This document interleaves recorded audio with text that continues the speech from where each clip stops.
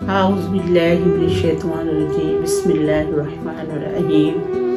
अल्लाह ताला के नाम की बरक़ात के साथ मैं शुरू करती हूँ जो बड़ा मेहरबान नहायत रहम फरमाने वाला हज़रत आयशा रज़ियल्लाहु अन्हा बयान करती हैं, नबी अकरम सल्लल्लाहु अलैहि वसल्लम का ये मामूल था कि जब आप किसी सफ़र पर तशरीफ़ ले जाते थे तो अपने बीवियों के दरमियान कुरान अंदाज़ी करते थे। इनमें से जिस किसी का कूड़ा निकल आया करता था नबी अकरम सल्लल्लाहु अलैहि वसल्लम इसे साथ ले जाया करते थे। हज़रत आयशा रज़ियल्लाहु अन्हा फरमाती हैं, एक मर्तबा एक ग़ज़वे में साथ ले जाने के लिए नबी अकरम सल्लल्लाहु अलैहि वसल्लम ने हमारे दरमियान कुरान अंदाज़ी की तो मेरा नाम निकल आया। मैं नबी अकरम सल्लल्लाहु अलैहि वसल्लम के साथ रवाना होगी। ये हजाब का हुक्म नाज़िल होने के बाद का वाक़या है। मैं अपने महल यानी डोली में बैठती थी। सफ़र के दौरान मैं इसमें रहती थी। जब नबी अकरम सल्लल्लाहु अलैहि वसल्लम जहाज़ से वापस तशरीफ़ लाए और मदीना से कुछ पहले आपने पड़ाव किया। आपने रात के वक़्त कूच का हुक्म दे दिया। जब लोगों ने कूच की तैयारी की, मैं उस वक़्त चलकर लश्कर से कुछ दूर आ गई थी। मैं अपनी हाजत पूरी करके महल की तरफ वापस जाने लगी तो मैंने अपने सीने पर हाथ रखा तो मुझे पता चला कि पैसों का बना हुआ हार कहीं गिर गया है। मैं वापस गई और अपना हार ढूंढने लगी। इसकी तलाश में वहीं रुकी रही। जो लोग मेरी डोली उठाया करते थे वो आए और उन्होंने डोली को उठाकर मेरे ऊंट पर रख दिया जिस पर मैं सवार होती थी। वो ये समझे कि डोली में मैं मौजूद हूँ। हज़रत आयशा फरमाती हैं, इस ज़माने में ख़वातीन बहुत हल्की फुल्की होती थी, मोटी ताज़ी नहीं होती थी। वो थोड़ा सा खाना खाया करती थी, इसलिए इन लोगों ने डोली उठाते वक़्त इसके वज़न की तरफ कुछ तवज्जो ना दी। मैं इन दोनों कम सन लड़की थी। इन लोगों ने ऊँट को उठाया और रवाना हो गए। काफ़िले की रुखसत हो जाने के बाद मुझे अपना हार मिला। मैं पड़ाव की जगह पर आई तो मैं वहाँ कोई बुलाने वाला और ना कोई जवाब देने वाला नहीं था। मैं अपनी मखसूस जगह पर आकर बैठ गई। मैंने ये सोचा कि जब ये लोग मेरी गैर मौजूदगी का पता चलेगा तो वो मेरे पास वापस आ जाएंगे। इसी जगह में बैठे हुए मेरी आंख लगी। मैं सो गई। सफ़ा बिन मतल सलमा लश्कर के पीछे रात बसर किया करते थे। वो सुबह सवेरे मेरे क़यामगाह के पास पहुंच गए। उन्होंने अंधेरे में किसी शख्स को सोए हुए देखा तो मेरे पास आए। जब उन्होंने मुझे देखा तो उन्होंने पहचान लिया क्योंकि हजाब का हुक्म नाज़िल होने से पहले उन्होंने मुझे देखा हुआ था। जब उन्होंने मुझे पहचान लिया तो उन्होंने कहा, इन्ना लिल्लाहि व इन्ना इलैहि राजिऊन पढ़ा। इसे सुनकर मैं बेदार हो गई। मैंने अपनी चादर अपने मुंह पर रख ली। अल्लाह ताला की कसम, उन्होंने मेरे साथ कोई बात नहीं की और ना मैंने उनकी जुबान से इन्ना लिल्लाहि व इन्ना इलैहि राजिऊन के अलावा और कोई बात सुनी। उन्होंने अपनी ऊँटनी को बिठाया और मैं बैठ गई। मैं इस पर सवार हुई। वो इस ऊँटनी को लेकर चल पड़े यहाँ तक कि हम लश्कर से आ मिले जिसने दोपहर के वक़्त अपनी मंजिल पर पड़ाव किया था। फिर मेरे बारे में जिस शख्स ने हलाकत का शिकार होना था वो हुआ। सबसे बड़ी तोहमत अब्दुल्ला बिन अबी बिन सलूल ने लगाई। जब हम मदीना आए तो मैं बीमार हो गई और एक माह तक बीमार रही। लोगों के दरमियान तोहमत लगाने वालों का बयान फैलता रहा। मुझे इनमें से किसी बात का पता नहीं चला। अलबत्ता मुझे इस बात से ज़रा उलझन हुई थी कि बीमारी के दौरान नबी अकरम सल्लल्लाहु अलैहि वसल्लम का मेरे साथ ऐसा मेहरबान रवैया नहीं था जो पहले मेरी बीमारी के दौरान हुआ करता था। नबी अकरम सल्लल्लाहु अलैहि वसल्लम जब घर तशरीफ़ लाए तो सलाम करने के बाद यही पूछा करते थे, तुम्हारा क्या हाल है। ये बात मुझे शक में मुब्तला करती थी, लेकिन मुझे असल खराबी का पता ना था। ایک مرتبہ کمزوری کے عالم میں میں قضائی حاجت کے لیے کھلے میدان میں جانے کے لیے نکلی۔ میرے ساتھ مصطحہ بھی تھی۔ ہم صرف رات کے وقت جایا کرتے تھے۔ اس زمانے میں گھروں میں بیت الخلا تعمیر نہیں ہوتے تھے اور ہم پہلے زمانے کے عربوں کی طرف رفع حاجت کرتے تھے اور گھروں میں بیت الخلا کے بنانے پر الجھن محسوس کرتے تھے۔ میں اور مصطحہ جا رہی تھی اور ابو ورحم بن مطلب بن عبد المناف کی صاحبزادی تھی، ان کے والد سحر بن عاصم کی صاحبزادی تھی اور حضرت ابو بکر صدیق رضی اللہ عنہ کی خالہ تھی۔ مصطحہ کا بیٹا مسخہ بن اساسہ بن عباد بن مطلب تھا۔ میں اور ابو ورحم کی صاحبزادی مصطحہ قضائے حاجت کے لیے اپنے گھر کی طرف جا رہے تھے کہ اس دوران مصطحہ اپنی چادر میں الجھ کر گر پڑی۔ ان کے منہ سے نکلا، مصطحہ تو ہلاک ہو جائے۔ میں نے ان سے کہا، آپ نے بہت غلط بات کی ہے۔ آپ ایک ایسے شخص کو برا کہہ رہی ہیں جو غزوہ بدر میں شریک ہوا تھا۔ وہ بولی، اے خاتون، کیا تمہیں معلوم نہیں ہے کہ اس نے کیا بات کی ہے؟ میں نے پوچھا، کیا؟ اس نے کہا، مصطحہ نے مجھے تہمت کے الزام کے بارے میں بتایا۔ میری بیماری میں اضافہ ہو گیا۔ جب میں گھر واپس آئی اور نبی اکرم صلی اللہ علیہ وآلہ وسلم میرے ہاں تشریف لائے اور آپ صلی اللہ علیہ وآلہ وسلم نے سلام کرنے کے بعد پوچھا، تمہارا کیا حال ہے؟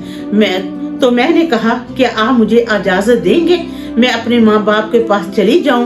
میں یہ چاہتی تھی کہ میں ان سے اس خبر کی تصدیق کروں۔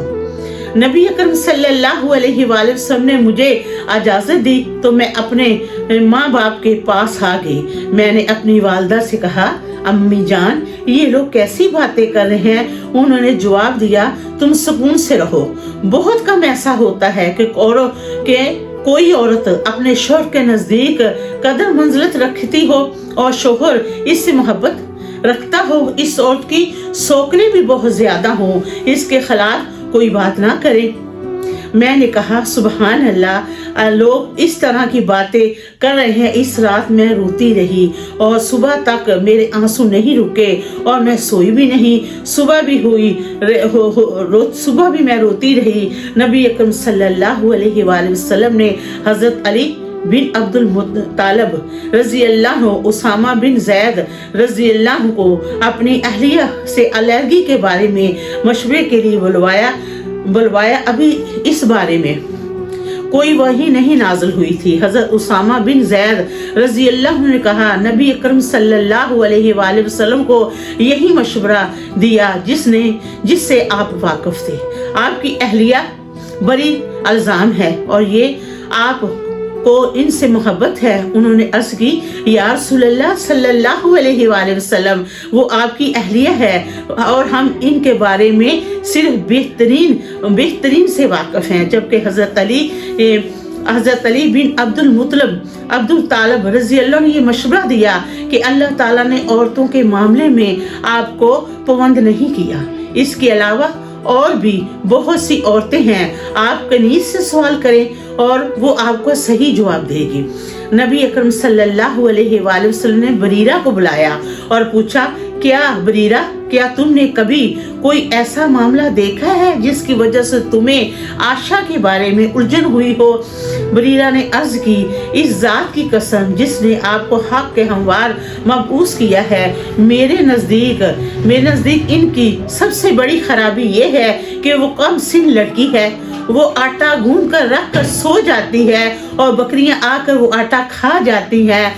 حضرت عائشہ بیان کرتی ہیں، پھر نبی اکرم صلی اللہ علیہ وآلہ وسلم منبر پر کھڑے ہوئے۔ آپ نے عبداللہ بن ابی بن سلول سے جواب طلبی کی۔ نبی اکرم صلی اللہ علیہ وآلہ وسلم نے منبر پر کھڑے ہو کر ارشاد فرمایا، اے مسلمانوں، ایسے شخص کی جانب سے مجھے کون جواب دے گا جس کی پچائی ہوئی اذیت میرے گھر والوں تک پہنچ گئی ہے؟ اللہ تعالیٰ کی قسم میں اپنی اہلیہ کے بارے میں صرف خیر سے واقف ہوں، اور جس شخص کا ذکر کیا جا رہا ہے حضرت ابو معاذ انصاری رضی اللہ عنہ کھڑے ہوئے عرض کی یا رسول اللہ صلی اللہ علیہ وآلہ وسلم، اس شخص کی طرف سے میں آپ کو جواب دیتا ہوں، اس کا تعلق اویس قبیلے کے ساتھ ہے تو ہم اسے قتل کر دیں گے، اگر اس کا تعلق ہمارے بھائی زررج قبیلے کے ساتھ ہے تو آپ کے بارے میں جو حکم دیں گے ہم ویسا ہی کریں گے۔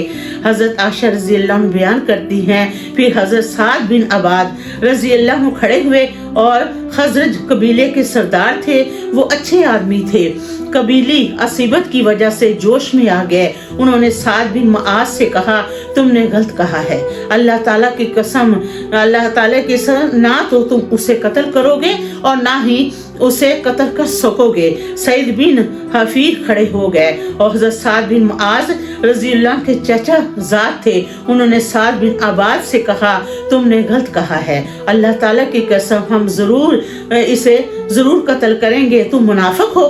منافقین کی طرف سے بحث کر رہے ہوں۔ اویس اور خازر دونوں قبیلے مشتعل ہو گئے اور لڑنے کے لیے تیار ہو گئے۔ نبی اکرم صلی اللہ علیہ وآلہ وسلم ابھی منبر پر کھڑے ہوئے تھے۔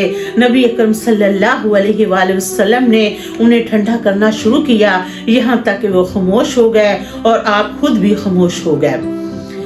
میں اس دن سارا دن روتی رہی، میرے آنسو نہیں تھمے اور میں سوئی بھی نہیں۔ اس سے اگلے دن رات بھی روتی رہی، میرے آنسو نہیں تھمے اور میں سوئی بھی نہیں۔ میرے والدین نے یہ گمان کیا کہ روتے روتے اس کا جگر پھٹ جائے گا۔ میرے والدین میرے پاس بیٹھے ہوئے تھے، میں رو رہی تھی۔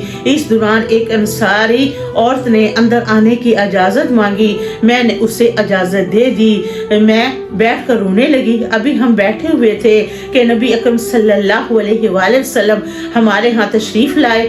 آپ صلی اللہ علیہ وآلہ وسلم نے سلام کیا اور بیٹھ گئے۔ حضرت عائشہ فرماتی ہے میرے متعلق جو بھی باتیں کی گئی ہیں ان دوران آپ کبھی میرے پاس آ کر نہیں بیٹھے۔ 1 مہینہ گزر چکا تھا اور میرے بارے میں کوئی وحی نہیں نازل ہوئی تھی۔ نبی اکرم صلی اللہ علیہ وآلہ وسلم نے کلمہ شہادت پڑھا، پھر فرمایا اے عائشہ مجھے تمہارے بارے میں نبوت کی باتیں پتہ چلی ہیں، اگر تم اس سے بری ہو تو ان قریب اللہ تعالیٰ تمہاری برات ظاہر کرے گا، اور اگر تم سے کوئی گناہ زرد ہو گیا ہے تو تم اللہ تعالیٰ سے بخشش طلب کرو، اس کی بارگاہ میں توبہ کرو۔ جب بندہ اپنے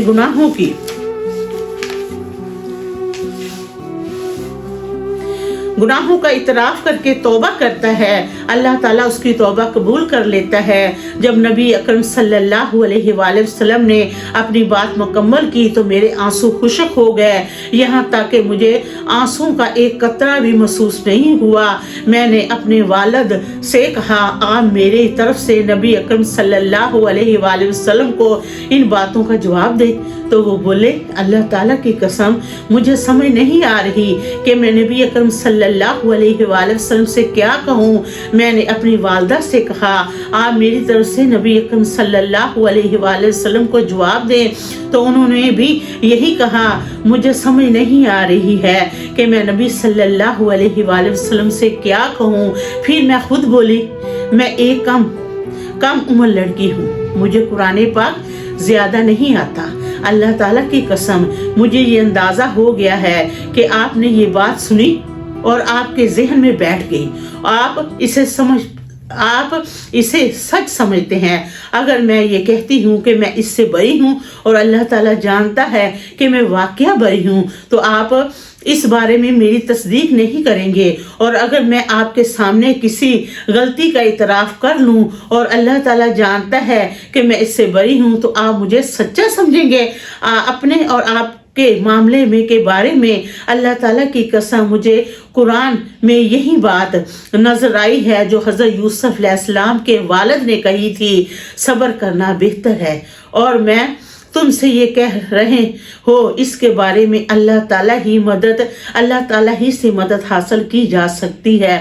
حضرت عائشہ رضی اللہ فرماتی ہے پھر میں مڑی اور اپنے پیچھا موڑ کر لیٹ گئی۔ اللہ تعالیٰ کی قسم مجھے پتا تھا کہ میں بری ہوں اور اللہ تعالیٰ میری برات کو ظاہر کر دے گا، لیکن یہ میں نے سوچا بھی نہیں تھا کہ میرے معاملے کے بارے میں وحی نازل ہو جائے گی جس کی تلاوت کی جائے گی۔ میں اپنے آپ کو اس کے قابل نہیں سمجھتی تھی کہ اللہ تعالیٰ میرے بارے میں ایسا کلام نازل کرے گا جس کی تلاوت کی جائے گی۔ مجھے یقین تھی کہ نبی صلی اللہ علیہ وآلہ وسلم کو ایسا کوئی خواب دکھائی دیا جائے گا جس کے ذریعے اللہ تعالیٰ میری برات ظاہر کر دے گا۔